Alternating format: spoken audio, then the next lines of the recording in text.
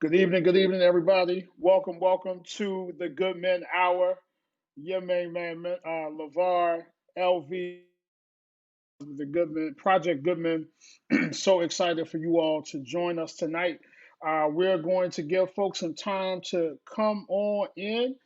So sit tight. Do me a favor as you're coming in. This is a great time to hit that share button.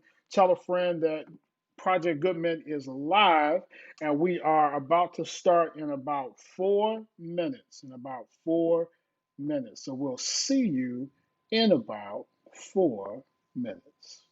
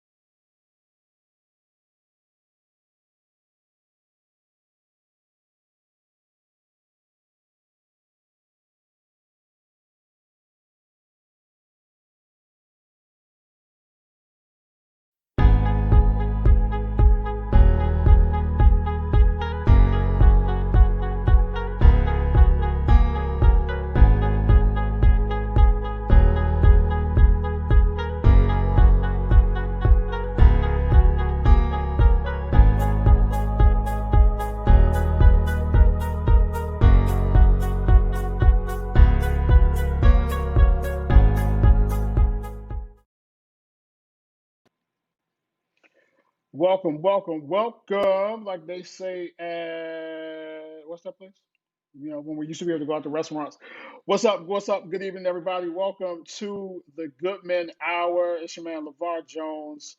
Glad to serve as your host this evening, executive director of Project GoodMen, brand new, innovative, and intergenerational mentoring experience here in the DC area, focusing on ensuring the legacy of Black manhood.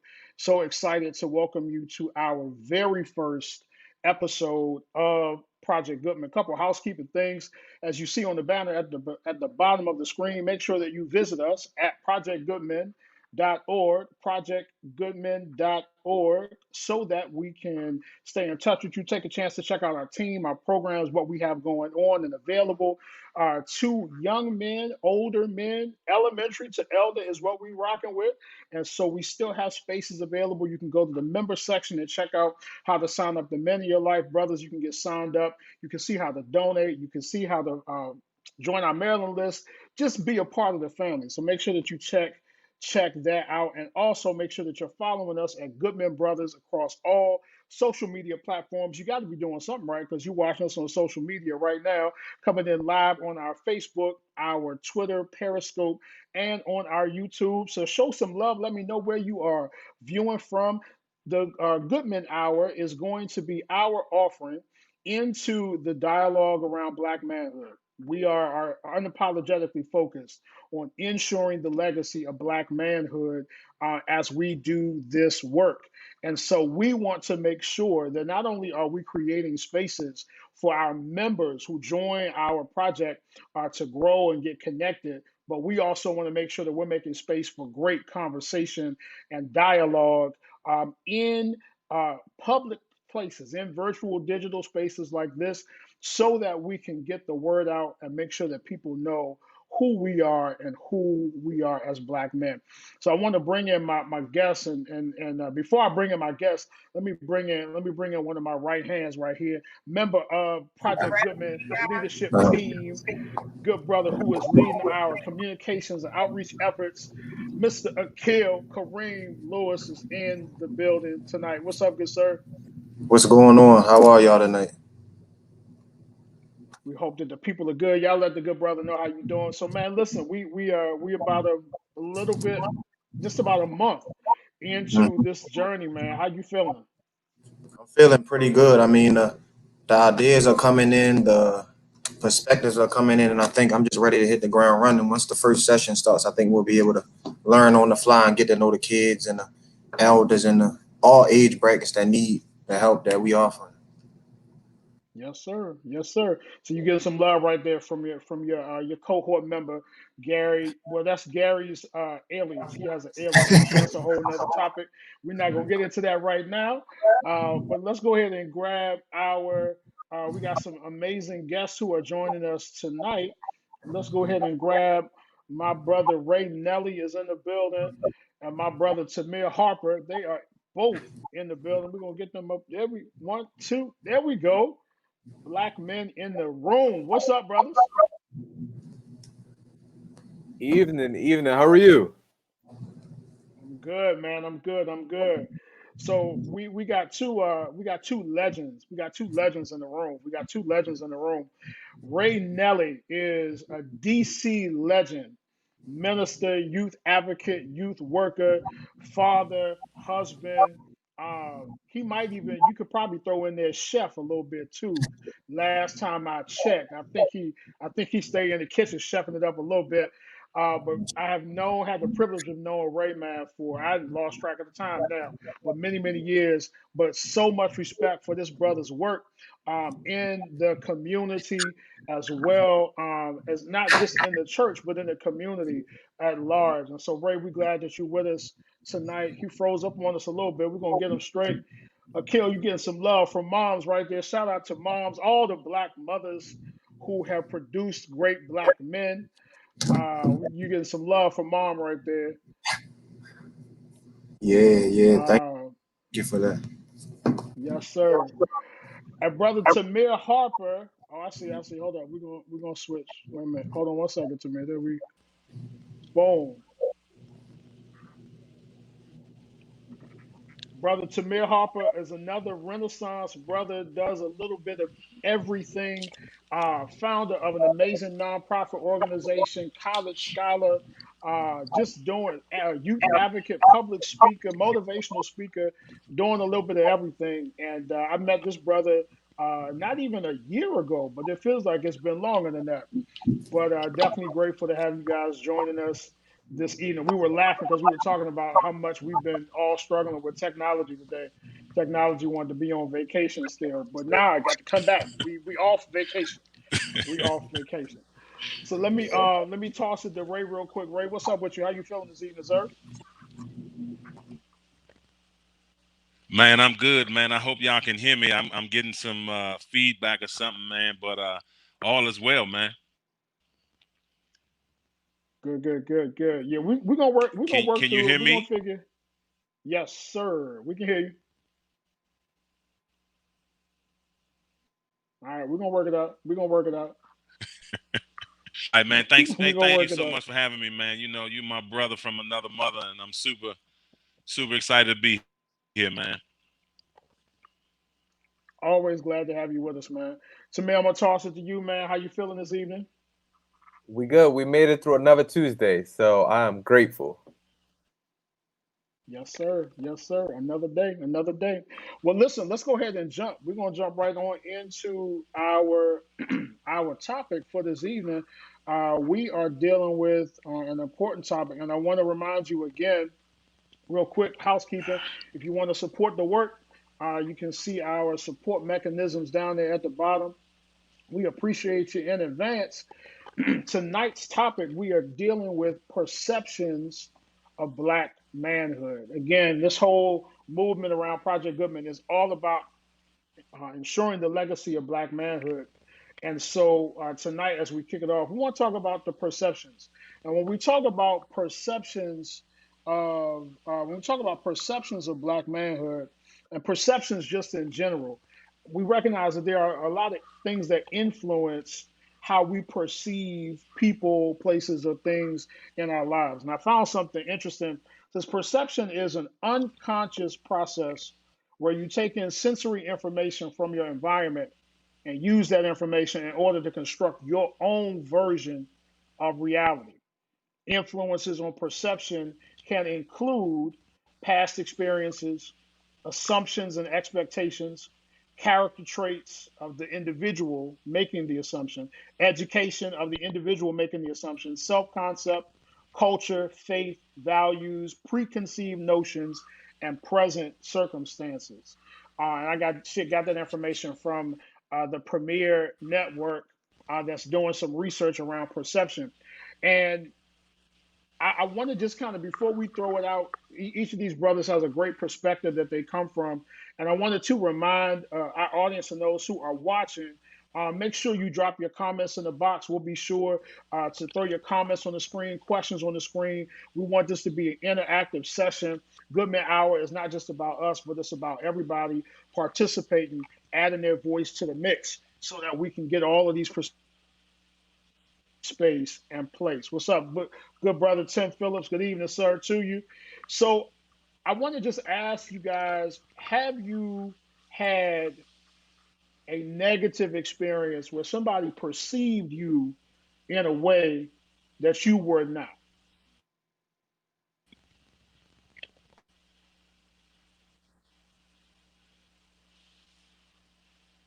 And I guess tonight y'all can throw Yeah. your, you could So respond to can that in you the box repeat as that well. Go ahead, last Ray. part, man? Yeah, I got I'm you. saying it broke up just a little bit. Can you repeat that question for me? Yeah, give me an example of a time where you have been perceived the wrong way.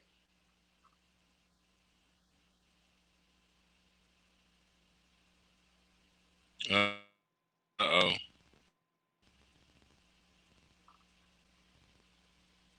Y'all let me know. Am Frozen. I coming in clear? Make sure it's not on my end.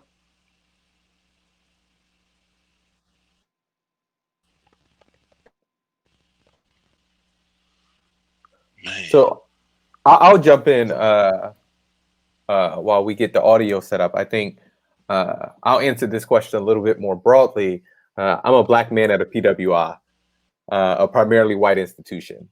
I currently attend American University, and oftentimes, black men in general, specifically in higher education, and even more specifically at primarily white institutions, are perceived a certain way. We are supposed to be the aggressive one. We are supposed to not be educated around the topics. I remember in one of my classes, they were shocked when I was like, "Yeah, I run a nonprofit," and they're like, the one kid was really shocked, and he was kind of, I took it as he was shocked because he was like, wait, this black guy, because he also ran a nonprofit. He's like, wait, I thought I was the only one, and definitely not this cat in this classroom running a nonprofit too. Like, what type of time this is on? But we as black men are oftentimes perceived when the hot topic, when we get stopped by the police, we are perceived to be aggressive. When we go into classrooms, we are perceived to be uneducated. When we go purchase our first homes, we are perceived to have low credit scores. So this is nothing new, but we continue to overcome and push through to show that black men are powerful and black men are brilliant. Yes, sir. I love it. I love it. Y'all should drop that. Drop that in the comment and type that again. Black men are brilliant. Black men are brilliant. What was that other adjective to me? And we're powerful. Yes, sir. Black men are brilliant and powerful.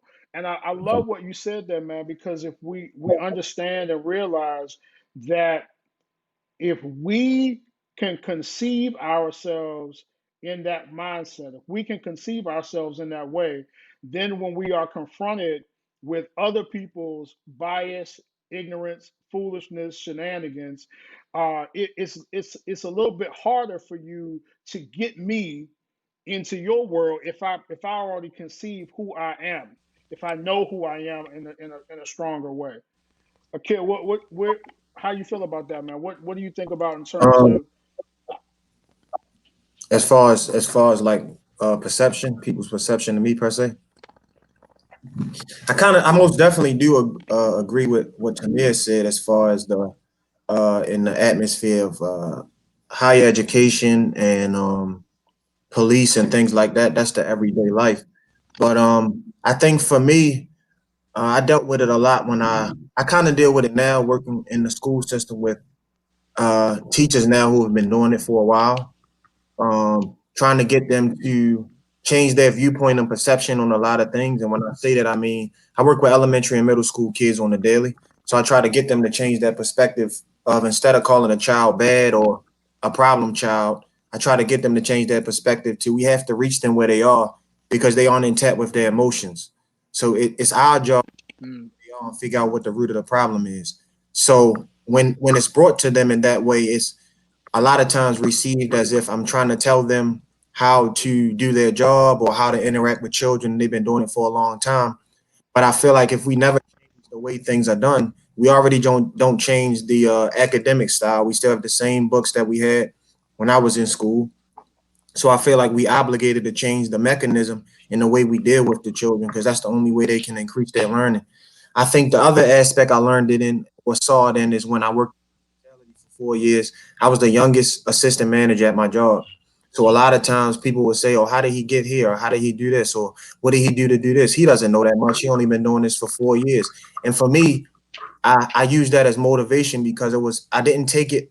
At times I took it as if I felt like maybe I'm not worth this. Maybe I didn't go about it the right way, but I had to change my perspective on it and look at it as motivation, to where so many times we use it as excuses to why we can't get, why we can't do this, and why we're viewed as this way. But I feel like we have to change the excuses to motivation, to where we have to push ourselves to get to where people think we'll never get. yes, sir. We remove all of those. And I think when we understand the power of what it means again to know who you are, to walk in the strength of your uniqueness, your unique DNA, that we are not a monolith. We don't all think alike, look alike, uh, dress alike, but that we can still walk in that same power and brilliance that is our own. And we got to teach and train young people to think in that way, to your point, because for so long, our institutions have not done so. And our institutions have not done so in a way that lifts young people, particularly young men. We have not given them the visual. We don't have as many black male teachers as I think we would want to see. And I know Tamir can probably chime in on that. He's doing great work in the area of educational advocacy and equity. We don't have as many black teachers as we would want to see. And we understand the power that the visual of that can have on the mindset of a young person, particularly young black men. And so we got to think differently. And then that means that we got to make room. We got to make room for other voices at the table. And oftentimes that is the young voice, the millennial voice. And you do have to deal with that whole idea and notion of, well, how'd you get here? No matter how I got here. What you should be focused on is what I'm bringing to the table. What you should be focused on is what thoughts I'm introducing into the conversation. What you should be focused on is how I'm helping to change the dynamic and the trajectory of what we're doing so that that impact can be felt, in the lives of young people. I think we got Ray. Ray trying to we working it out. We bound up that audio demon.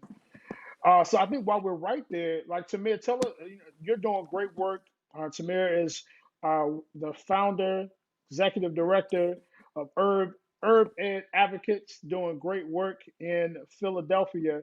What are you seeing specifically in the educational space as it relates to how young black men perceive themselves and how we're creating environments to help them perceive it better?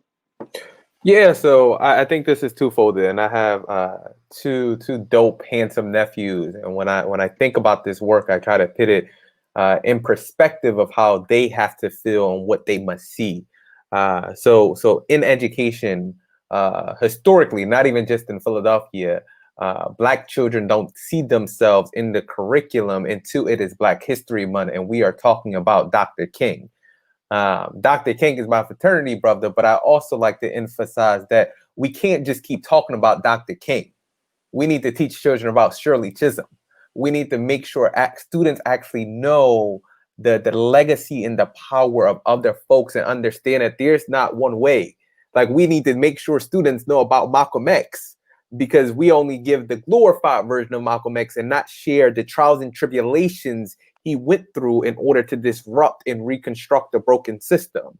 And understanding that we can't become complicit and confined, because he says a delayed solution is a non-solution.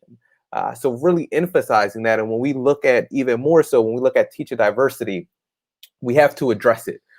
We know Black and brown students get suspended less, they perform academically better, but it also just doesn't help the Black and brown children, it helps the white children too. So sometimes we got to break it down in that system to also understand this is not just a Black and brown person issue. This also will help white folk as well achieve even greater. And we must do that. And some of that is looking at how much we pay teachers. I want to enter the classroom after attending a 4-year institution. And in Philadelphia and a lot of urban districts, we only pay teacher residents $38,000 a year. $38,000 a year is not a living wage. Definitely after I just did 4 years of higher education. So really looking at how do we incentivize and diversify our classrooms in the best possible way, and not doing what we call the invisible tax on Black male educators. That invisible tax is always pitting the students that have disciplinary issues with the Black male and say, hey, deal with this student, and et cetera. So actually figuring out how we deal with the issue and not put a Band-Aid on the issue, because if we want to change and ensure we have teacher diversity, we got to actually do it the right way. Yes, sir. Yes, sir. Akil, I know you want to jump in on that too, man. Go right ahead. Yeah, to me, you made a lot of good points, bro. I think for me, I think as well, it's important, like you said, to have the Black male figure in the school system, but it's also important to get rid of the mantra that Black young man always has to be strong. Because I always tell kids nowadays that Black men are taught to be strong and Black women are taught to be independent. But if we change the mantra early in their lives, they'll be able to tap into their emotions a lot sooner. A lot of times they make decisions based on emotions because they've never been taught that it's not true emotion. And when you reach uh, your point where the point of no return, you make a decision, and then when you're sitting in a jail cell or you're sitting in front of a judge and they're determining your life expectancy and what's next for you, then you try to think about what's your next step, but it's too late. It's too late. You already made a decision. Now you have to deal with the consequence. And I also feel that we have to, like you said, you have to allow the kids to let them know it's a give and take. Whereas I'm giving you some advice, but I also want to know what you feel about the situation. I want to know that your ideas do matter to me. I also want you to know that I'm vulnerable enough to where I can tell you what I've been through. I'm not, just because you see me now at 26 and I'm a mentor to you doesn't mean that 12 and 13 or 7 and 8 I wasn't a kid that was a little wild, or I didn't have a teacher that called home to talk to my mom, or but the thing is, a lot of times we as adults listen to children and youth as we listen to respond instead of we listen to respond instead of listen to we react to what is said to us, and we listen to respond instead of waiting to see what everything they have to say, and that's a turnoff for a child. So when you connect with them on a level that they've never been connected with, and when I say that I mean emotionally, and where they don't feel as if they're coming and everything they bring to you is a problem, that's how you're able to reach them. Because like I said, they're taught to always keep their emotions inside of them. So when they meet somebody who actually allows them to be their vulnerable self and they get the same in return, that's how you reach the kid. You build that relationship. Relationship is important as well. Not too many people speak on the relationship piece. Once you build that relationship and that foundation, a child or youth will run through the wall for you. So once you get them to feel comfortable and you show them your vulnerability, I feel like that's what's most important, especially in today's society. Because a lot of times it's not that they don't want to show that side. They just don't have anybody that is willing to allow them to be there. So many times you in a household with a father where they may cry or they may whine and they say, "Oh, stop crying, stop whining."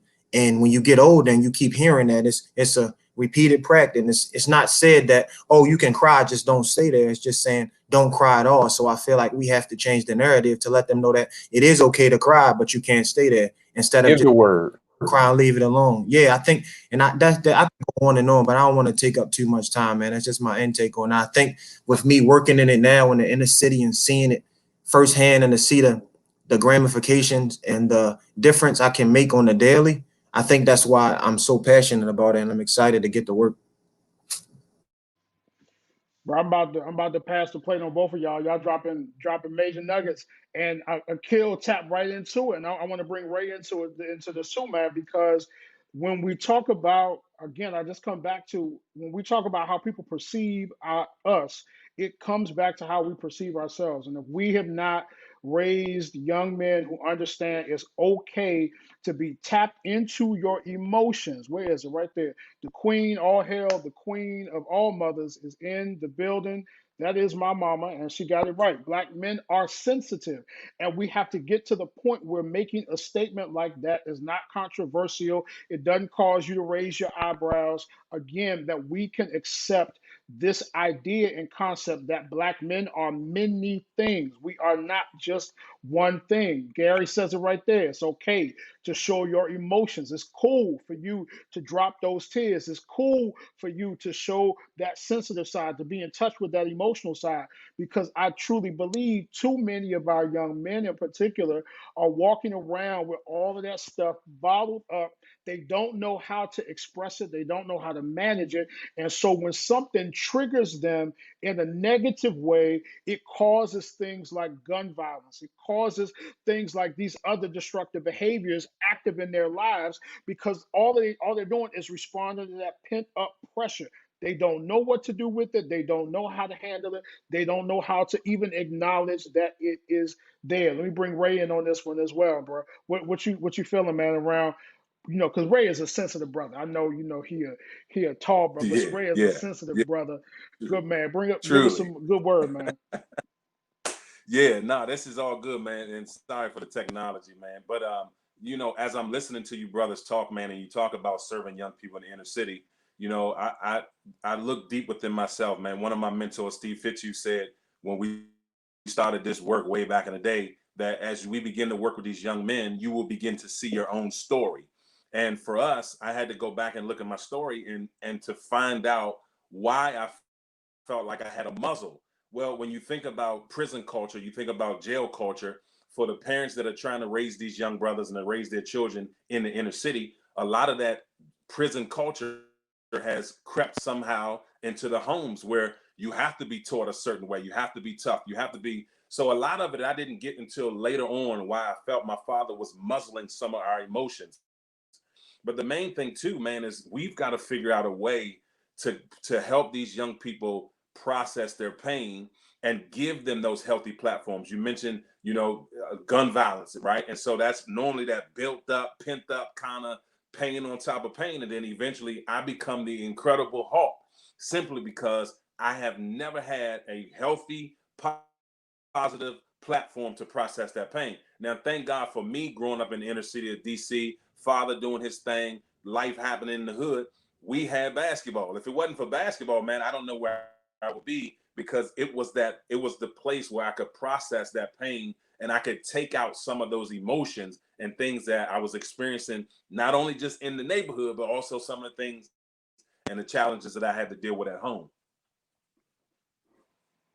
We got to give outlets. We got to make sure, and that's why after school programs are so crucial. I feel for the youngest. One of my sons, JJ, JJ, right? My man is he bugging because all he want to do is go hoop. That's all he want to do. He just want to go hoop. He don't want too much.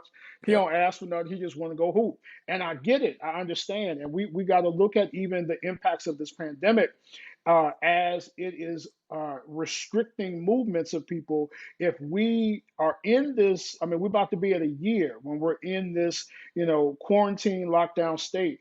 What is the long-term impact on the lives, particularly of young Black men who have lost now certain outlets that were the only outlet that they had to release, to be able to have, and even the connection with brothers.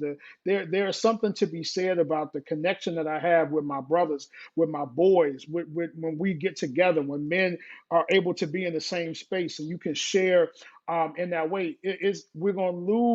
We're losing ground, and if we don't figure out some alternatives, but we see what happens when we don't find these alternatives. Already into 2021, we've already got 3 or 4 homicides right here in Washington, D.C. Young people, 22-year-old man, 22-year-old young woman, because too many of our young people are losing these alternatives for expressing themselves.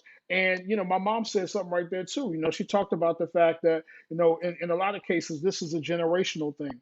And we've seen, for too long, where we've got generations who have not learned how to deal, not learned how to process, not realize that a therapist is okay, not realize that a therapist and Jesus is okay. You can go to church, you can be a Yeah. person of faith and still have a therapist still work through that. You looking at somebody now who understands that, who understood it on the later part of his life, but who had to make that balance and that mix so that I could work through those things. And I think the other piece that you talk about too is the impact of fathers in the lives of young Black men in terms of how they perceive themselves. When the father is present and in the home and the relationship is healthy and strong, what is the perception of the young man? When the father is present and in the home, but the relationship is not healthy, what is the perception of the young man? When the father is not in the home and the relationship is either healthy or not healthy, all of that impacts. And I shared this with somebody earlier today. At 40 years old, I now am doing the work to unpack the impact of my relationship with my father. And what we got to be okay with, if we're going to get into um, strengthening ourselves so that we can stand against the perceptions of others, you got to be willing to do the work. Sometimes that work is going to take you into uncomfortable places. Sometimes that work is going to take you into places that hurt. Sometimes that work is going to take you into places that make you question everything you thought you knew. Sometimes, as a person of faith, it's going to take you into a place where you question God. You're like, well, why did this? Well, why did that? Well, what was this? But you have to be willing to do the work. How have you brothers had to work on self? if I could ask for some transparent moments. You ain't got to tell the whole story, but some transparent moments, and how have you had to do the work on self to be strong enough to withstand people's perceptions? Hmm. Well, I'll jump in real quick. You know, so I say this in the group with the fellas, man, respectfully to the ladies. You know, one of the things that kept me from going to see Diamond, right? Y'all get what I'm saying with Diamond Players Club. You get what I'm saying? Was really this self-awareness of there's a need in me, and that need that really only God could fulfill. But then professional support, professional therapy and counseling is what I had to turn to, in addition to, of course, my Jesus and church. You know what I'm saying? Like, so for me, I had to be intentional about trying to figure out positive ways to heal and to also play with them toys that Bishop T.D. Jakes talk about, how, you know, sometimes when men are stressed, when we're stressed and all that, we know how to go into a cave, man, and our toys, you know, those toys just drag you in deeper. So I had to figure out, one, I got to get tired of these toys, but then also think deep and do some introspective stuff to really realize, yo, there's something deeper that's going on that I need to address. And right now, the things that I'm engaged in are not doing it. So for me, man, I found a counselor. My bride found this counselor way out Germantown somewhere. You know what I'm saying? Because I was like, I ain't doing that. You know what I'm saying? Just because of the perspective of, and the perception of therapy and all that kind of stuff back in the day. And so now I'm like, yo, man, forget that. I'm a very transparent person, and I needed somebody that I can release and be able to share deep within my soul to really get healed.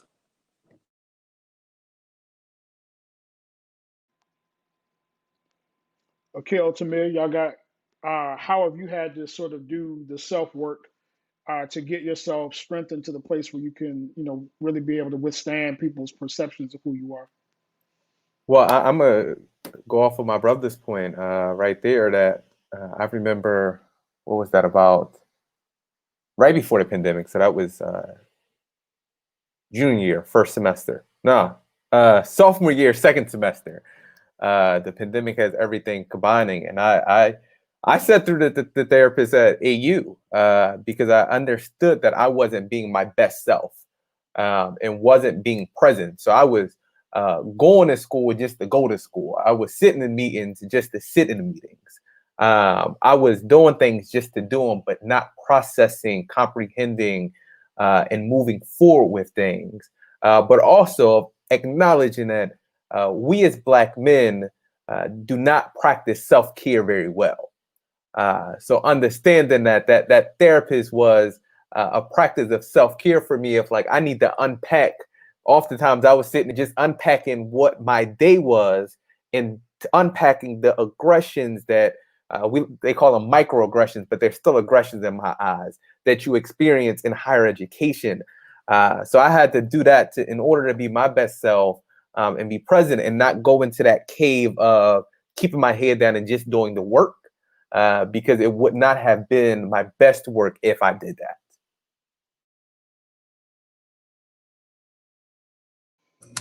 Yeah, I can definitely attest to everything both of you said. I think that times have definitely changed to where I'm gonna just say before my time when my parents was raising me, and I think mental health wasn't looked at as a necessity. And when I say that, I mean so many times you hear, "Oh, you can pray it off, or you'll get through it. You don't have nothing to be depressed for, or you don't have nothing to worry about."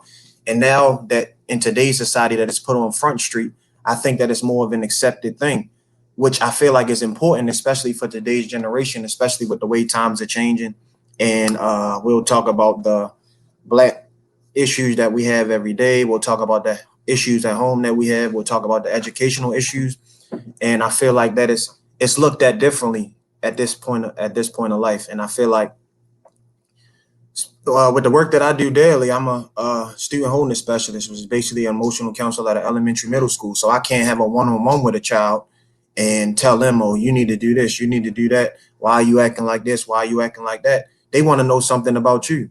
So I may go back to a story when I had an issue where I had a bad day at home, and then I had to come in and I had to deal with school. Or I may go back to a moment where I had one bad moment in school, but I didn't let it ruin my day. So it's all about changing the narrative. I think so many times we allow one situation to ruin our day, instead of it just being a moment, instead of ruining the whole day. And I think that's very important to get kids to understand that once you lock in with yourself and you have the determination for yourself, nobody can steer you away. And I think that narrative is not looked at because it's you always have to. I think as black men, we always put ourselves secondary. And when I say that, I mean we may have family issues, we may have work issues, but it's always get up and go. It's always, oh, I'll deal with that another day. I'll do this day. I'll do this that day. But if our mom calls or our sister calls or our grandmother calls, we say, oh no, the self-care day can wait. I gotta get here. And I think we have to learn that it's okay to be selfish in certain seasons of our lives. And because it's so easy to look at selfishness as, oh, I'm choosing myself over somebody else, but selfishness can also be looked at as I gotta pick myself so I can be around to help somebody else. And I think that's a way that I changed my perspective as far as the self-care piece and the mental health piece and just growing individually, because it's very important to work on yourself. And I always say you got to practice what you preach, but it's implemented more when you do the work on the daily because you're looked at in a different light. So I feel like you guys said, it's important to work on yourself. Granted, we may have backtrack and we may have moments where we say, oh dang, I was supposed to do this today. I was supposed to handle that today. But as long as you recognize it and move forward from there, I feel like that's what's most important. Slow progress is better than no progress. So if you're working on yourself and it takes 2 years for you, but it took 6 months for somebody else, that's okay as long as you are continue to move in the right direction. Brothers are dropping some wisdom tonight. I want to again, just real quick, welcome everybody. If you just joined a little bit ago to the GoodMen Hour, the first in our monthly speaker series where we are diving into all things Black manhood. And tonight we are joined by three amazing brothers, Akil Kareem Lewis, who serves on the leadership team for Project GoodMen, Ray Nelson, who is a Washington, D.C. legend, youth advocate, minister, leader, doing amazing work. Got some new things coming. Y'all stay tuned. And Tamir D. Harper, scholar, advocate, founder, executive director of Herb Ed Advocates in Philadelphia. Just grateful to be around these brothers tonight. So I was, of course, watching the news, and if folks have not heard, the legal community in Kenosha have decided that they are not going to file charges against the officer accused of shooting Jacob Blake. Um, it is this is a record that's on loop, and I know most, if not all of us, are tired of the same sad song and story. I want to ask both the audience and you brothers, what do we say? What do we say to our young men who we are speaking all of this life and positivity into and sending them into a world where you can be gunned down, shot almost to death, and there's no recompense. There's nothing that happened. What do we say to our young men as we speak life into them and then we send them into a world that does everything opposite of what we just said? And I'm cool actually, and I understand because on some level, my answer is I don't know. If I can be real, part of my answer is I don't know because it's a lot. It's just a lot. But how do we start to wrap our minds around that? And I want our audience too to chime in, drop some of your knowledge in the comments so we can share it with the rest of the viewers. What do we begin to say to our young men to help them withstand against perceptions that that the world sees them as inherently evil, inherently problematic, inherently troublesome, inherently a threat? How do we begin to unpack that and help strengthen them against those types of perceptions? I feel you, to me, like Yeah.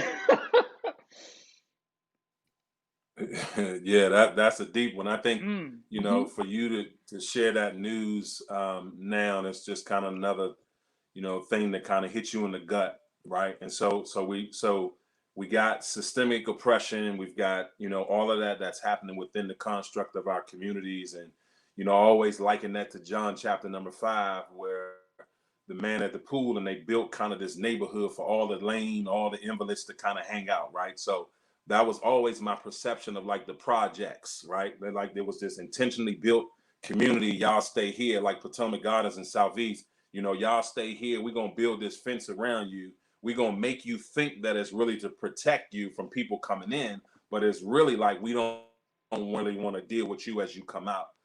So you got that along with other forms of trauma, ACEs, the adverse childhood experiences. You got all of that that's in this thing, and then you got this threat against you, this modern day kind of form of racism that comes at you so strong. And for me, you know, not only doing this work in community, but also raising three black boys in my home. My youngest is 3, 22, and the my man Duke, my namesake, is 13. And so I'm constantly trying to remind them of who they are. I don't know what else to say. I don't know what else to do Mm. other than to continue to remind them that they are young kings, that God has created them for a purpose, that Ephesians 2:10 is real in your life, and that you have a destiny. And in fact, you might be the answer to all of these things that we're seeing in our community, all these things that we're seeing in our Mm. world, but to also be real that your color and the complexion and the complexion of your skin and the tone of your skin obviously is a threat to people. And so it's sad, man, the amount of prayer because of sending kids out not knowing. You know, back in the day, you know, our parents had issues where, you know, we might get jumped, we might even get shot, drive-bys and all that was happening every day. But now, you know, people who were supposed to lean on law enforcement and all these other, the judicial system, the system itself, it's not broken, it's working absolutely the way it's supposed to. So it's tough, man. It's a tough conversation, man. But I think just continue to remind them who they are, man. Is something that just keeps coming to my heart. I got to remind them that they're king, that you're not what the tabloids say. You're not what people, their perceptions of you. Have a strong, healthy perception of yourself.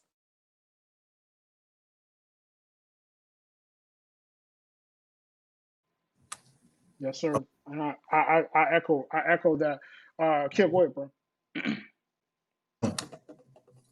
Yeah, I definitely agree with I definitely agree with everything Ray just had to say.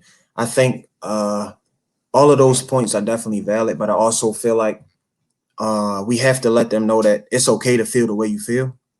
I feel like a lot of times we instill in them that you are different, you are better, you can be better, you won't be a statistic. But I think it's also okay to let them know that it's okay to feel hurt, it's okay to feel bothered, it's okay to feel enraged, it's okay to be upset. I'm upset. I have to worry about when you go out and when you come back home. So it's okay to have those feelings. I also feel like I had this conversation literally just a couple of days ago about how the perception of we as black men, black women, whatever angle you want to come from, we always have to conform to things as far as like racism, jobs, you can go life, any angle you want to go from. And I think for me, instead of using the word conform, I like to use adjust. And I say adjust because no matter which way you look at it, life is going to be the way life is. I mean, this is just the reality the way life is. It doesn't make it right at all. I'm not saying that anything that's being done to us as black men is correct, but I feel like the best angle to come from it is adjust because you're not conforming to the way that they do things. You're adjusting to make sure the longevity in those things you don't put yourself in those situations. Granted, some situations you can't run away from, like getting pulled over. But if we speaking on situations where you might be in the wrong place at the wrong time, or maybe you shouldn't have been there, or you've had conversations you shouldn't have had, those adjustments can be made. And even in those instances where you get pulled over, a lot of times I feel like the conversation can go different. But I feel like you just have to, when you're in those situations, your emotions are all over the place. That's why I feel like I go back to what I said before. When you get in tune and in tap with those emotions in the early stage of life, I feel like that's important because they may not act. Oh, They may not act in a situation where they get pulled over and they snap because, oh, y'all killed somebody else, y'all did this, y'all did that. They'll have it in tune to think, oh, instead of me acting on emotions of anger, let me just lay back so the situation can go another way. So I feel like it's all about perspective and it's all about adaptation, because no matter what you implement in that mind, I think the characteristics are important as well, because you are different and you will be different and you will overcome whatever life throws at you. But I feel like the characteristics and the morals are important as well in that emotional piece. I like what Demonte says here. My brother dropping, At the my brother end, Demonte from Philly dropping the information.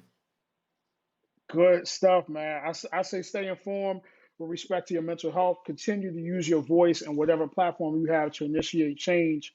Have intentional, I love that, intentional conversation with past generations. And I'm going to come back to that in a second, with past generations. And lastly, it's okay to be afraid. Again, talking about being vulnerable, being sensitive, open to those emotions. In those moments of weakness and anxiety, I love this. This needs to be on the shirt. This last part needs to be on the shirt. Process it, unpack it, and stay close to your tribe.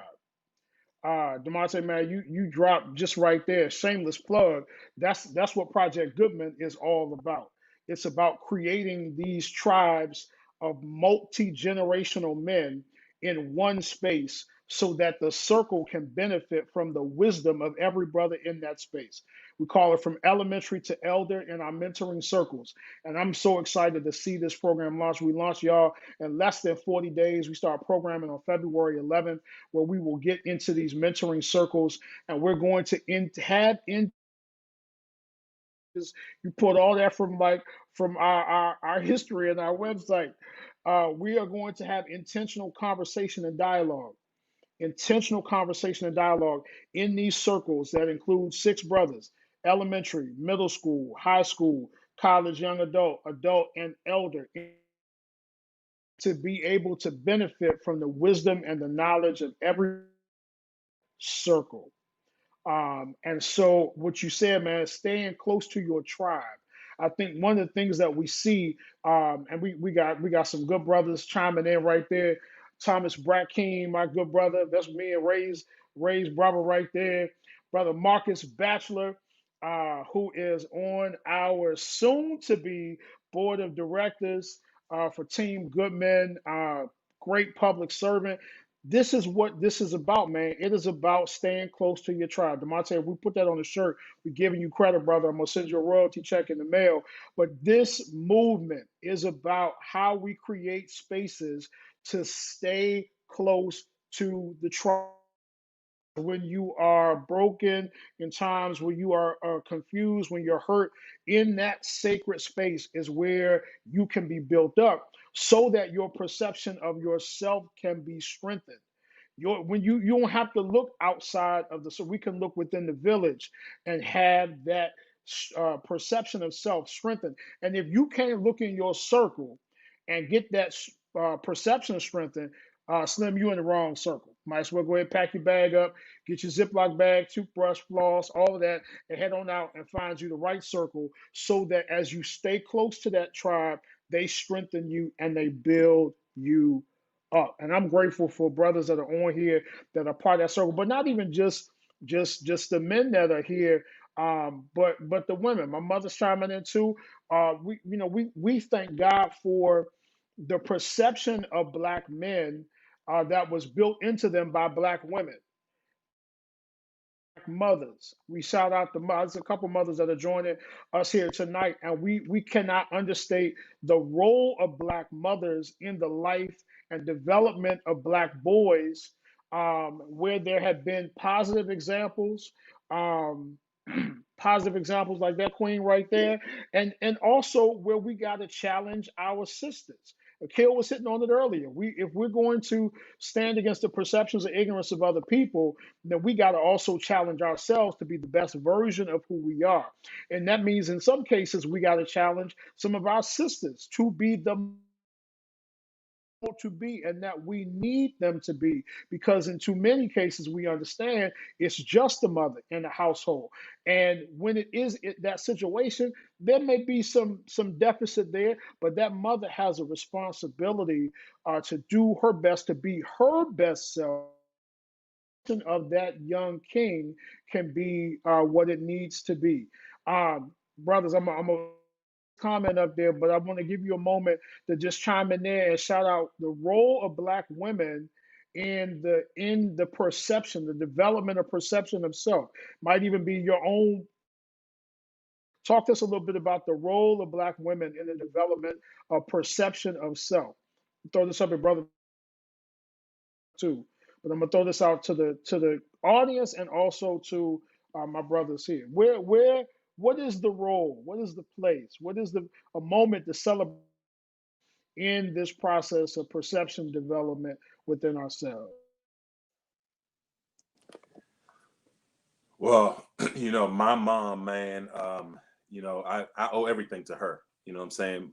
All that she went through, my father, addicted to crack and the whole lifestyle of what that brings, you know what I'm saying? And so my mom was a strong vessel in the midst of all of that. I don't know if she's watching tonight, but we owe all to her, trying to raise three boys in the hood, you know what I'm saying? And to see the sacrifices that she had to make, working the two jobs and all those types of things just to give us a better life, man. And so I know a lot of times I don't give her enough credit. I don't show it enough because, I know some of that is still a little sensitive for her. And so I try not to be transparent about her story, but the fact that women play such a powerful role. I mean, down through the years and history and the legacy of the African American man wouldn't be without the strong African American woman. So, kudos to all the young Black queens and all of those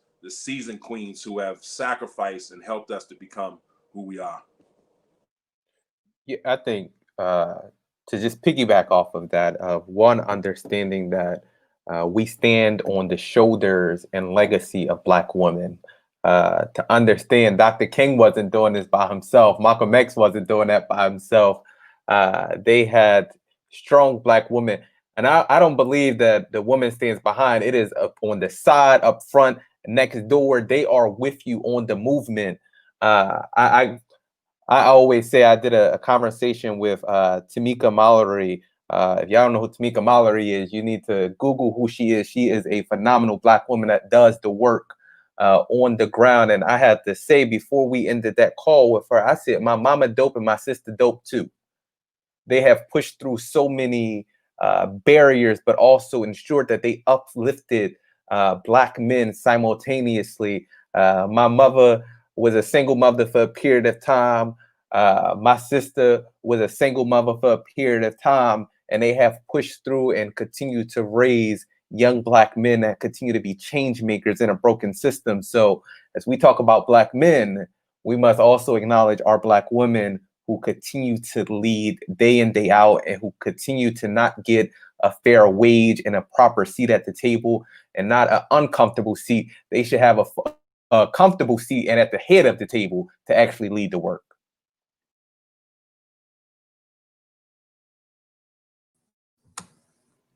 Yeah, I'm a pretty much piggyback and say a lot of the same things that was said before. I think a lot of times, and I'm sure all of you know from doing the work, a lot of times you try to get people in on the work and there's excuses. You ask a Black woman to do it, they hit the ground running. So I think that's pretty much sums it up right there. They not only do they hit the ground running, but they come with ideas. They come with their brainstorm with you. They help you. They give you ideas, and they never want credit for it. So many times, ego comes into it when you think about work with a Black man to say, "Oh, you didn't give me credit for this idea I gave you, or you didn't say that I was there with you. I put the time in with you." And so many times that's what that's the problem in our community, that we're more worried about who gets the credit than the work actually being done. So I feel like the Black woman set the precedent for that, to say, listen, I'll do the work and won't worry about the credit for it, because I know that the work that I'm implementing is going to work.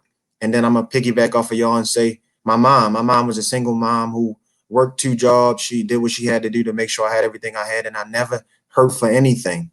never hurt for anything. So anything that I wanted, if I wanted a pair of shoes, if I needed a coat, if I needed this, if I needed that, she did whatever she had to do with no complaint, no complaint. So I think that's the biggest thing that we can take away from Black women as well, is the excuses that they don't make and the sacrifices they make and the complaints they never make. I feel like that's what's most important, because so many times we do the work and we want to do the work, but we may complain about it or say, oh, it's tough, or today was hard, or why am I doing this? Why am I doing that? But I think if we keep that at the forefront, that the work is for not only the people that we're dealing with on the daily, but the people that come behind us. So that way, when we're gone, the people that we've taught can teach the same lessons that were taught, but implement them and improvise on ways, in the ways that things have changed. So definitely we have to give a lot of credit to Black women. I'm gonna say my mom, my grandma, um, plenty of women that's been in my corner, but definitely my mom and my grandma. They set the precedent. And if we really want to be serious, they push us out. So we got to give them the credit for that as well.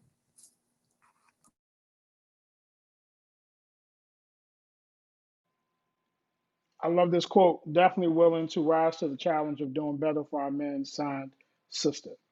And if we can just be the type of family that we need, if we can be, again, to borrow DeMonte's word, we can be that tribe, if we can be that village, if we can be that system and circle of support, everything that we need is within that circle. Everything we need is within that system. Everything we need is within the village. And I'm so grateful. Listen, this has been a dope conversation. Goodman Hour is designed not to answer it all, but to make you think about everything, so that you walk away from this moment um, inspired, encouraged, challenged to think and do differently. My sister Ashley said, how do sisters support this work? One, definitely making sure that you help us spread the word.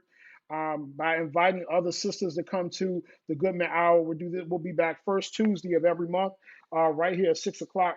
And as much as I would love to bring these brothers back on, we got to share the stage a little bit with some other dope brothers and some sisters coming in as well. It's not just about elevating Black male voice, but it's also about elevating Black women voices as well in this.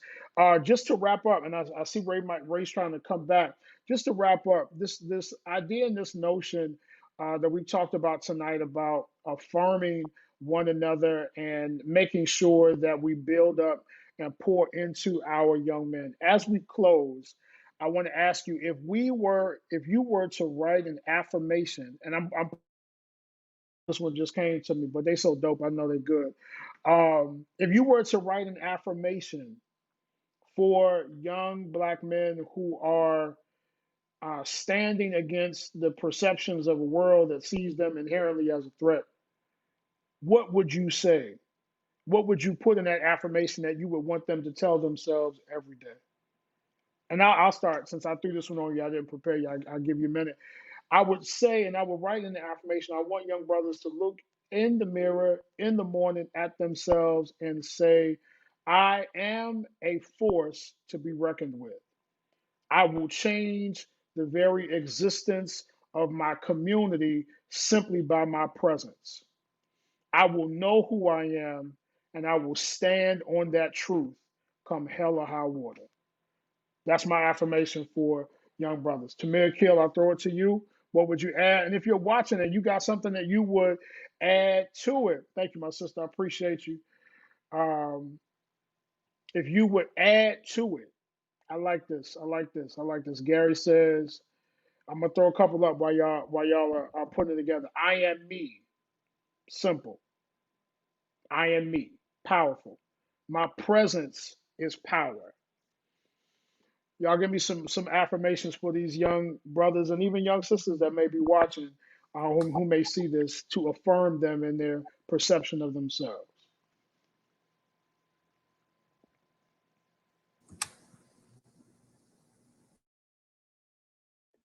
Akil, you got it, bro. we unmute and hit mute at the same time. Yeah, I think I would go with, I am better than what society expects of me and will hold myself accountable and to a higher standard to beat all odds that are thrown against me. And I put all of that in there because I feel like so many times we tell our youth and our young adults, male, female, or even people older than us, that you are better than what society teaches you, but we don't teach them to hold themselves accountable when they make the mistakes. So I feel like that self accountability piece is definitely important. That was a mic drop in itself right there. I'll do one that I tell myself is that the crown that was placed on your head cannot be taken or shaken by anyone.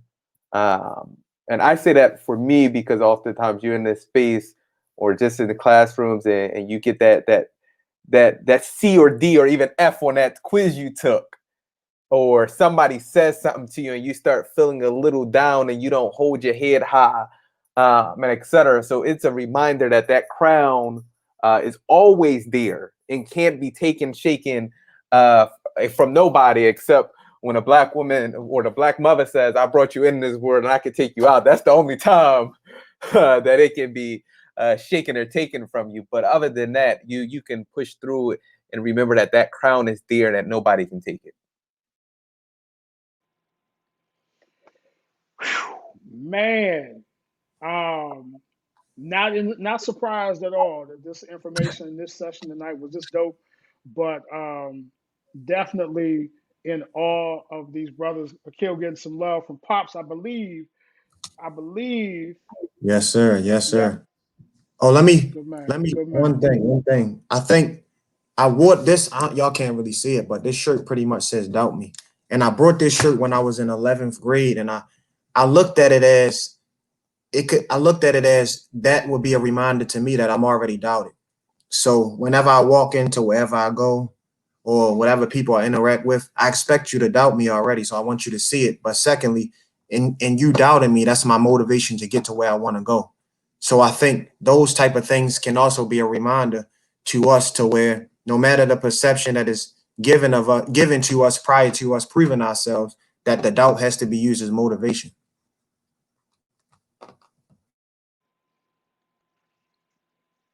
Ain't that that's the benediction right there. Ain't nothing left to say.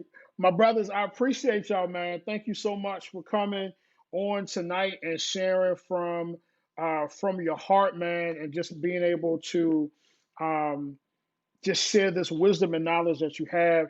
Brother Tim Phillips right there says, you're great, you belong, and it's okay to make mistakes, but always strive to be better tomorrow than you were today. And I think that's a great way to put a cap on this evening.